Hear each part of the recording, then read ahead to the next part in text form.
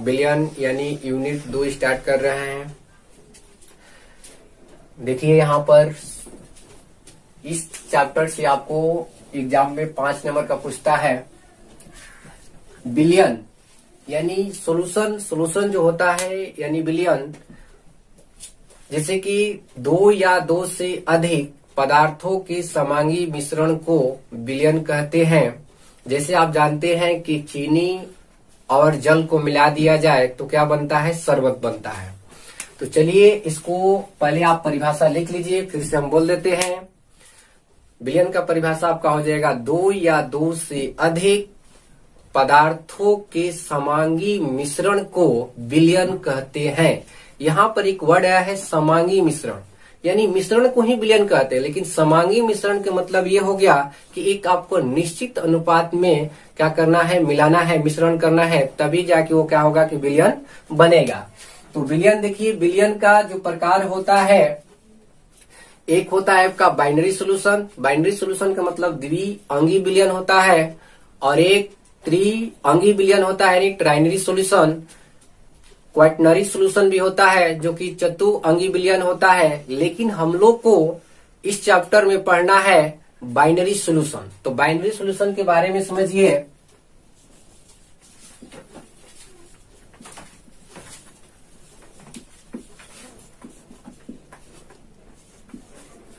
Binary solution का मतलब होता है द्विअंगी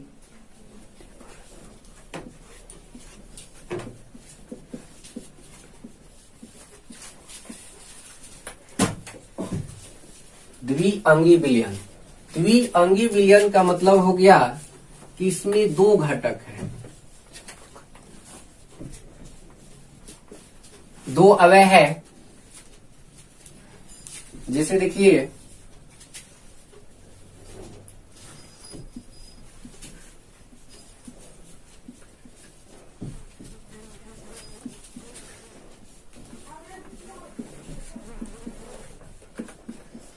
विलायक सोलवेंट और एक होता है विलेय। विलेय का मतलब सॉल्यूट। इसको हम प्रेजेंट करते हैं ए से और इसको प्रेजेंट करेंगे बी से। तो यहां पर 2 वर्ड आया है, विलायक प्लस क्या, विलेय। जैसे आप यहां पर देखिए कि विलायक प्लस विलेय बराबर होता है बिलियन। विलायक प्लस विलेय बराबर बिलियन होता है। तो विलायक को हम लोग प्रेजेंट करेंगे यानी सूचित करेंगे ए से, और विलेय को सूचित करेंगे किससे, बी से। तो विलायक के मतलब क्या होता है, यानी अधिक मात्रा।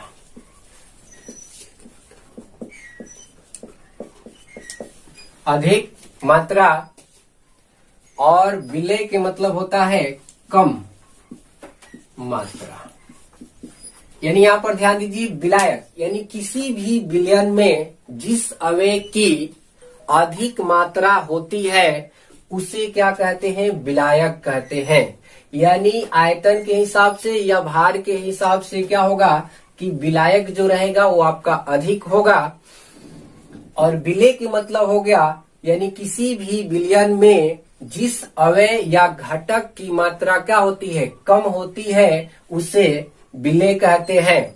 तो अगर आप लिखना चाहते हैं तो लिखिए, विलायक किसे कहते हैं, किसी बिलियन में जिस घटक या अवयव पदार्थ की मात्रा अधिक होती है उसे विलायक कहते हैं।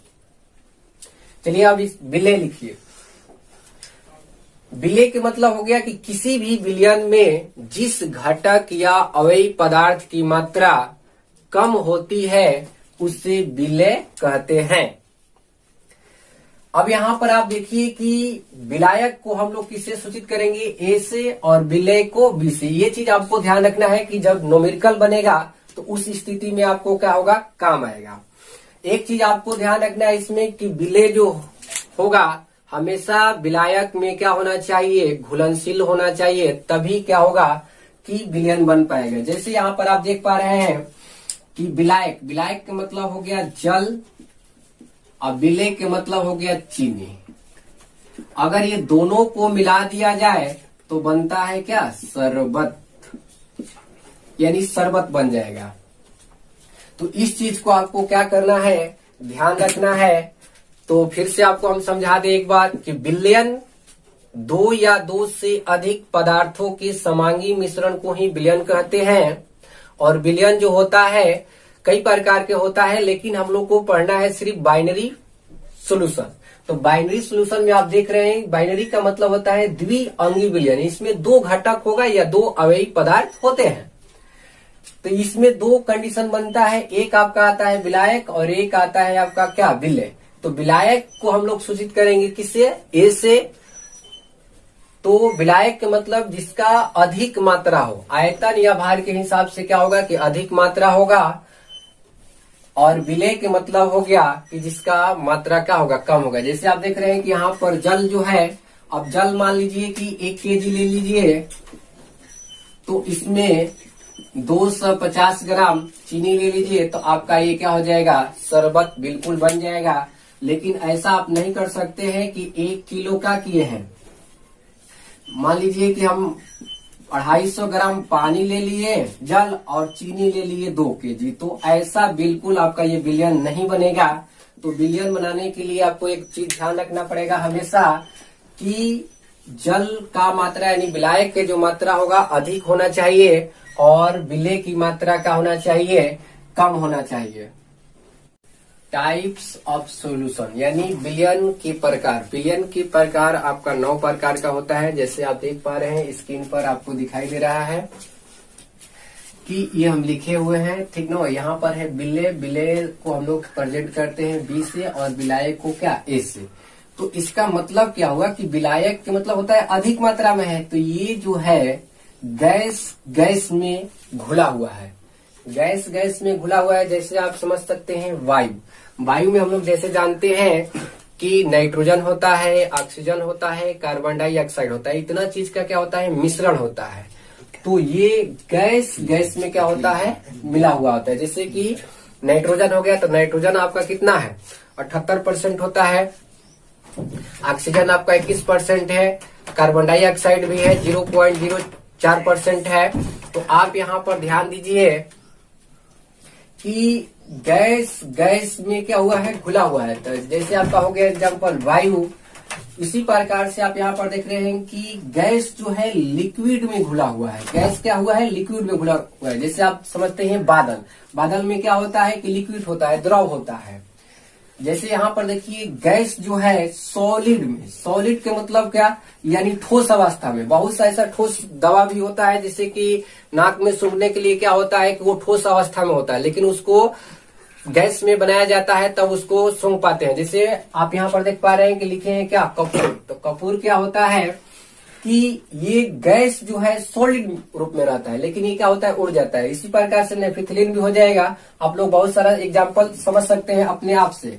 जैसे यहाँ पर आप देख रहे हैं कि लिक्विड यानी द्रव जो है गैस में घुला हुआ है, यानी लिक्विड जो है गैस में क्या हुआ है, घुला हुआ है। जैसे आप समझ सकते हैं जल में कार्बन डाइऑक्साइड, जैसे पेप्सी कोला हो गया या स्प्राइट हो गया, तो उसमें आप देखेंगे कि लिक्विड रहता है, द्रव रहता है, और द्रव में आप जब खोलेंगे तो उसमें गैस निकलता है यानी कार्बन डाइऑक्साइड। तो इसका एग्जाम्पल आपका हो जाएगा कि जल में क्या, कार्बन डाइऑक्साइड। और आप देख सकते हैं बहुत सारा एग्जाम्पल है, आप लोग भी अपने से भी सोच सकते हैं। अब यहाँ पर आप देखिए, यहाँ पर लिखा गया है लिक्विड यानी लिक्विड जो है, द्रव में क्या हुआ है, घुला हुआ है। तो द्रव में घुला हुआ है, इसका मतलब क्या है, जल में एल्कोहल। जैसे आप शराब जानते हैं, तो शराब में लोग क्या करते हैं कि जल को डालकर उसको विलयन बनाकर क्या करते हैं, पीते हैं। क्यों? क्योंकि उसमें थोड़ा सा जलन होता है और वो क्या करता है, मदहोशी लाता है और आराम देता है। तो इसी प्रकार आप यहाँ पर समझ पा रहे हैं कि द्रव में क्या हुआ है, घुला हुआ है। जैसे जल में क्या है, OH, यानी जल में लोग क्या करते हैं, शराब को मिलाकर पीते हैं। इसी तरह से आप देखिए आगे एग्जाम्पल, ये लिक्विड यानी द्रव जो है ठोस में घुला हुआ है, तो इसका एग्जाम्पल सिंपल सा हो जाएगा, चीनी का जल में विलयन, यानी चीनी का जल में जब विलयन होगा तो आपका बनेगा क्या, शरबत। इसी तरह से यहाँ पर देखिए, ये आपका क्या है, सॉलिड। तो सॉलिड जो है ये गैस है, यानी ठोस जो है गैस में घुला हुआ है। जैसे आप जानते हैं कि प्लेडियम जो होता है, प्लेडियम धातु हाइड्रोजन को अधिशोषण करता है, यानी प्लेडियम जो है या प्लेटिनियम भी होता है, वो क्या करता है कि हाइड्रोजन को अपने आप पर अधिशोषण करता है, यानी सोख लेता है। अब आइए आगे एग्जांपल है सॉलिड, यानी ठोस जो है लिक्विड में यानी द्रव में घुला हुआ है। जैसे आप समझ सकते हैं सोडियम के साथ अमलगम। तो सोडियम के साथ अमलगम का मतलब क्या हुआ, अमलगम का मतलब ये होता है कि किसी भी धातु के साथ अगर पारा को मिश्रित कर दिया जाता है तो आपका उसी को कहा जाता है अमलगम। तो यहाँ पर हम एक लिखे हैं, बहुत सारा आप भी एग्जाम्पल दे सकते हैं, जैसे सोडियम के साथ अमलगम। चलिए एग्जाम्पल लास्ट देखिए, यहाँ पर क्या है कि ठोस में घुला हुआ है, यानी सॉलिड में घुला हुआ है। तो इसका आपका हो जाएगा मिश्र धातु। तो मिश्र धातु में आप देख पा रहे हैं यहाँ पर क्या है, पीतल। तो पीतल आप जानते हैं कि दो गो तत्वों से मिलकर बनता है, एक तो आपका कॉपर होता है और एक होता है आपका जिंक। तो कॉपर जो होता है इसमें आपका 60% होता है और जिंक जो होता है आपका 40% होता है। ये दोनों मिलाकर आपका क्या हो जाएगा, 100% हो जाएगा। तो इसी तरह से बहुत सारा एग्जाम्पल मिश्र धातु में आप दे सकते हैं, कांसा हो गया, गन मेटल हो गया, बहुत सारा हो सकता है। तो यहाँ पर देखिए ये सब आप एग्जाम्पल और बहुत सा इस पर सोच सकते हैं, बहुत एग्जाम्पल आप निकाल सकते हैं। और थोड़ा सा आप क्या कीजिए कि एनसीईआरटी बुक के लेकर भी अध्ययन कीजिए। यहाँ पर आप देखिए लिखे सिंबल, कुछ सिंबल आपको याद रखना पड़ेगा ताकि न्यूमेरिकल बनाते समय आपको कोई भी प्रॉब्लम ना हो। क्योंकि हम जानते हैं कि जब न्यूमेरिकल बनने लगता है तो बहुत सा लड़कों को पता नहीं चल पाता है कि किससे सूचित किया जाए किसको। तो यहाँ पर आपके लिए हम क्या किए हैं, लिख दिए हैं, ध्यान से देखिए। अभी आपको जस्ट ही बताया है सोलवेंट। सोलवेंट का मतलब क्या हो गया, विलायक। तो विलायक को हम लोग किससे सूचित करते हैं, ए से। उसके बाद है सॉल्यूट यानी बिल्ले। तो बिल्ले को किससे हम लोग सूचित करेंगे, बी से। अब ध्यान रखेंगे। उसके बाद है डाब्लू, बड़ा डाब्लू के मतलब मास। मास का मतलब हो गया आपको द्रव्यमान, यानी द्रव्यमान को हम लोग किससे सूचित करेंगे, डाब्लू से। उसके बाद यहाँ पर देखिए लिखा गया है बड़ा एम है, यानी मोलर मास। मोलर मास के मतलब हो गया द्रव्यमान, यानी आणविक द्रव्यमान। आणविक द्रव्यमान या इसी को अणुभार भी कहते हैं। आणविक द्रव्यमान या अणुभार, यानी मोलर मास को हम लोग सूचित करेंगे किससे, बड़ा एम से। उसके बाद यहाँ पर देखिए भी के मतलब हो गया वॉल्यूम यानी आयतन। तो आयतन को आपको ध्यान रखना है, किससे सूचित करना है, भी से। तो अब ये तो इतना चीज हो गया, आपको ध्यान रखना है। लेकिन ये आपको इस तरह से नहीं मिलेगा, ऐसे मिलेगा। जैसे देख रहे हैं कि WA, WB, NA, NB, VA और VB। तो इसका मतलब क्या हुआ, यहाँ पर आप समझिए। जैसे यहाँ पर WA का मतलब ये हो गया कि विलायक का ये क्या है, द्रव्यमान है। ये आया है यहाँ पर। W का मतलब तो आप समझ रहे हैं कि क्या होता है, द्रव्यमान होता है। और A के मतलब क्या हो गया, विलायक हो गया। तो यहाँ पर आपको ध्यान रखना है कि WA के मतलब क्या हो गया, विलायक का द्रव्यमान। WB के मतलब बिल्ले का क्या हो गया, द्रव्यमान हो गया। और NA, जैसे आपको पता होगा फर्स्ट ईयर में कि N बराबर एक फॉर्मूला होता है W बाटा में M, यानी मोल बराबर मोल संख्या बराबर एक फॉर्मूला होता है W बाटा में क्या, M, यानी द्रव्यमान बाटा में आपका क्या हो जाएगा, आणविक भार, यानी आणविक द्रव्यमान कहिए या अणुभार। तो इस चीज के लिए आपको यहाँ पर लिखा गया है Na। तो Na के मतलब ये हो गया विलायक का मोल संख्या, यानी विलायक का क्या हो गया, मोल संख्या। जैसे यहाँ पर देखिए आप NB यानी विलेय का मोल संख्या, और यहाँ पर है VA यानी विलायक का आयतन, और यहाँ पर आपका क्या है VB यानी विलेय का क्या हो गया आयतन। तो इसमें आपको इस चैप्टर में कुछ बेसिक हम क्लियर कर देते हैं ताकि आपको आगे चलकर क्या हो दिक्कत ना हो। जैसे आप जानते हैं यहाँ पर क्या आया था अणु भार। तो अणु भार निकालने के लिए जैसे मान लीजिए कि आपको H2 यानी जल का अणु भार निकालना है तो इसमें आपको दो चीज ध्यान रखना पड़ेगा। एक और यहाँ पर प्रॉब्लम आ सकता है कि सबसे पहले इसमें दो तत्व आया है हाइड्रोजन और क्या ऑक्सीजन। तो हाइड्रोजन का परमाणु संख्या 1 होता है और द्रव्यमान संख्या भी क्या होता है 1 होता है। जैसे यहाँ पर ऑक्सीजन आप देख रहे हैं तो ऑक्सीजन के लिए आपका होता है 8 और इसका द्रव्यमान होता है 16। जैसे ये x के मतलब कोई भी तत्व हो गया और यहाँ पर A और नीचे क्या हो गया Z।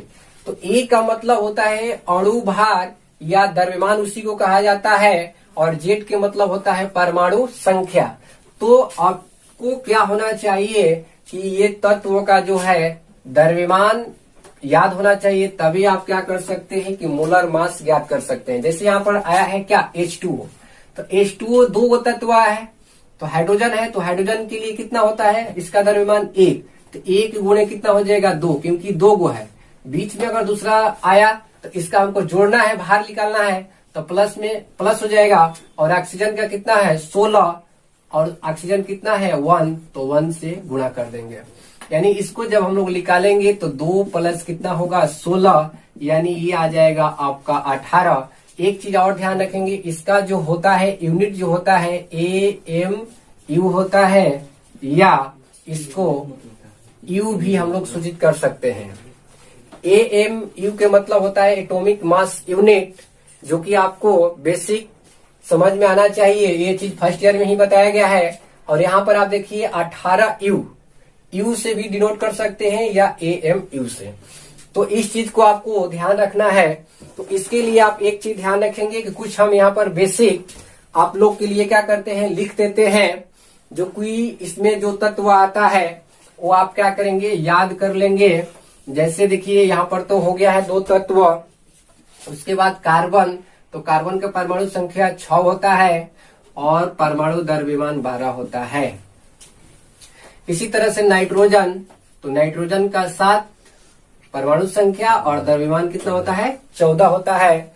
एल्युमिनियम का 13 और इसका कितना होता है 27। कैलोरीन का होता है आपका 17 और इसका द्रव्यमान जो होता है 35.5 होता है। ये सब क्या होता है यूज होने वाला है। जैसे कैल्शियम, तो कैल्शियम का परमाणु संख्या 20 और द्रव्यमान 40। उसके बाद फ्लोरीन, तो फ्लोरीन का परमाणु संख्या कितना होता है 9 होता है और इसका द्रव्यमान संख्या कितना होता है जी 19। इसी तरह से फेरस का कितना होता है 26 परमाणु संख्या और द्रव्यमान संख्या कितना होता है 56। आयोडीन का होता है 53 परमाणु संख्या और आपका 127 क्या होता है इसका द्रव्यमान होता है। ब्रोमीन, तो ब्रोमीन का होता है परमाणु संख्या 35 और इसका द्रव्यमान कितना होता है 20 होता है। इस तरह से यहाँ पर आप क्या करेंगे याद रखेंगे। जैसे पोटेशियम, तो पोटेशियम का परमाणु संख्या 19 होता है और इसका 40 होता है कितना द्रव्यमान। तो इस तरह से आप क्या करेंगे याद कर लेंगे। और बहुत सा है, सल्फर हो गया तो सल्फर का 16 होता है और 32 होता है ETC और आएगा तो आगे हम बताएंगे। लेकिन यहाँ तक आप क्या करेंगे ये सब क्या करेंगे याद कर लेंगे। और आज के लिए क्लास हम लोग यहीं पर समाप्त करते हैं। धन्यवाद।